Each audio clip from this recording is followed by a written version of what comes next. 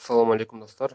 Бүгін біз бұл видеода өзгөчө үйдө отуруп, базардан ешқандай химия витаминдерди сатып албай, үйдөн эле тоокторго иммунитетин көтөрө турган жана башка көп касиеттери, дары витаминдери бар алмадан уксус жасайбыз. Ошол жөнүндө айтып берейин.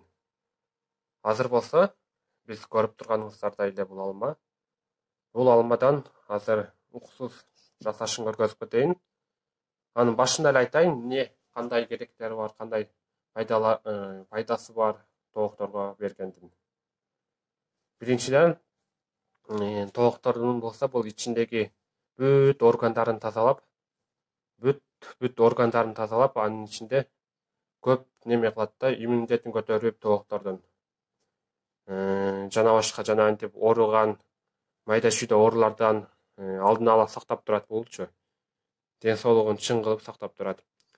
Андан кийин эле тукум туушун дагы көбөйтөт. Көбүрөөк тукум бере баштайт да. Буну бергенден кийин тукум туушун көбөйтөт.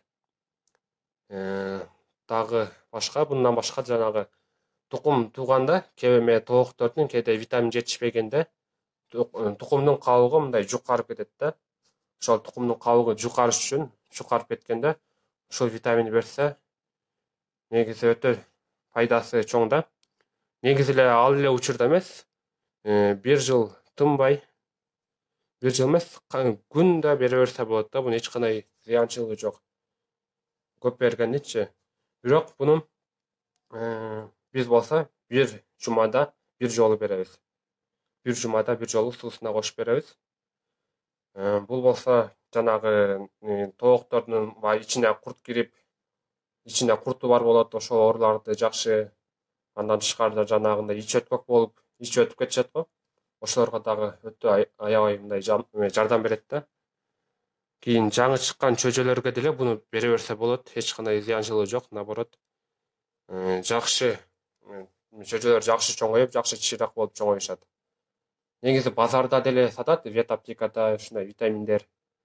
Бирок аларга караганда алар анча болбойт. Аларда дегенде составында химия бар. Ал эми мынтип колго жасап, үйдө эле отуруп жасаса, көп витаминдер болот да бул алмаданчы. Бирок ал жерге базардан алсаңыз деле көп акча кетет. Анын немеси баасы кымбат, болгону бул жерде 2 килограмм алма менен оңор эмес неме жасаса болот да. 2 килограмм алма менен эле жасап алса болот.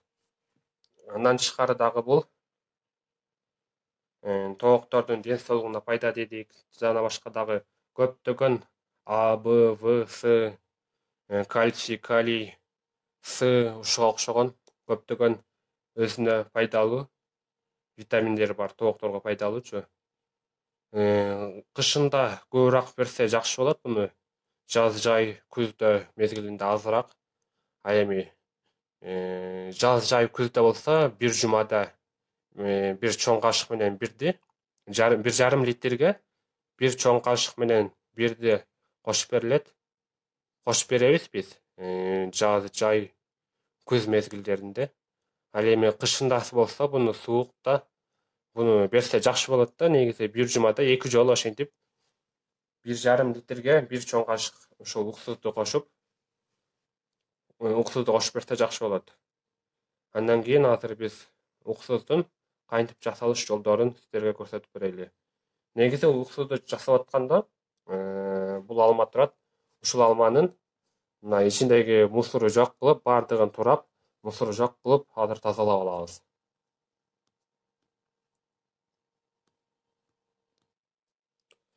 Мынакей биз бул алманы ушундай кылып 3 литр банкага салып алдык, турап. Эми болсо бул банкага, то есть бул алманы ушундай кылып тураш керек да, мына. Бир алманы 4кө бөлүп, ичиндеги уруктарын, жанагы данектерин, мусорларын алып туруп, андан кийин ошол ар бир кусокты ушундай кылып жарым сантиметр кылып ушундай кылып турап алыш керек. Кийин болсо бул ушул 2 килограмм алма 3 литр банкага шакар кошулат, сахар. ушул банкага 100 грамм кошулат. Мына кадимки эле 200 граммдык 200 граммдык стакандагы, мынакей жарым стакан, 200 граммдык стакандагы жарымына чейин сахар кошулат. Буну болсо азыр мынтип ичине салабыз. Ичине салгандан кийин бул мынакей ошол алманы көмгөнгө чейин суу куябыз да, ылымдык суу кылып азыр куябыз. Биз эми бул банкага суу куйдук, мына алманы көмгөнгө чейин кылып ылымдык кылып суу куябыз. Суу куйгандан кийин монун үстүнкү крышкасын темир крышка менен жапса болбойт негизи бунучу. Ушундай айнек идиште сакташ керек. Эч болбосо мындай кылып пленканы кийгизип туруп үстүнө мына резинка менен мына өткөрүп коебуз бул жерде оозунан. Кийин бунун үстүн болсо мына үстүнөн 5-6 тешик кылып мындай тешип коюшубуз керек.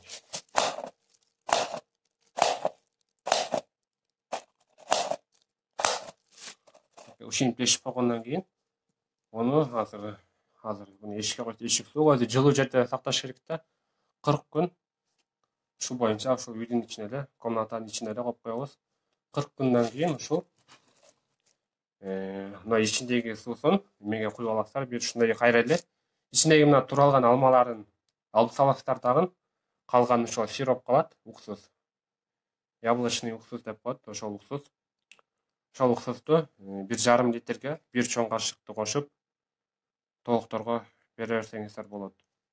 Анан негизи ошол уксусту сактоо мөөнөтү болсо чектелбейт негизи. Ошол канча турган сайын наоборот өзүнүн күчүнө кирет да. Буну эмесин срогу жок да, сакташ мөөнөтү жок. Түгөн күнгө чейин иштете берсе болот. Аны эч кандай ачып кетти, башка нерсе болбойт. Анан холодильникке деле сактаса болот. Жакшы сактаса холодильникте андан дагы жакшы неме болот. Кийин болсо достор, дагы бир нерсе, мен болсо немеден WhatsApp'тан бир группа ачтым эле жакында.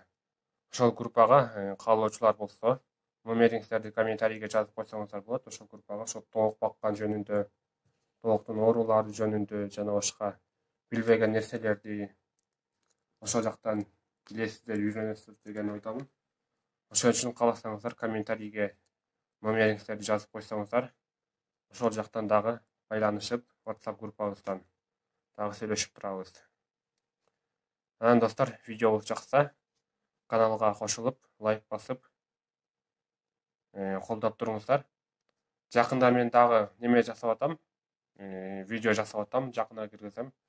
Инкубаторга жумурткаларды салып койгом, ошол инкубатор жөнүндө чөйрөлүк кантип чыгат, күнгө тартып жасап атам. Азыр жакында дагы бир жумадан кийин киргизебиз буюрса.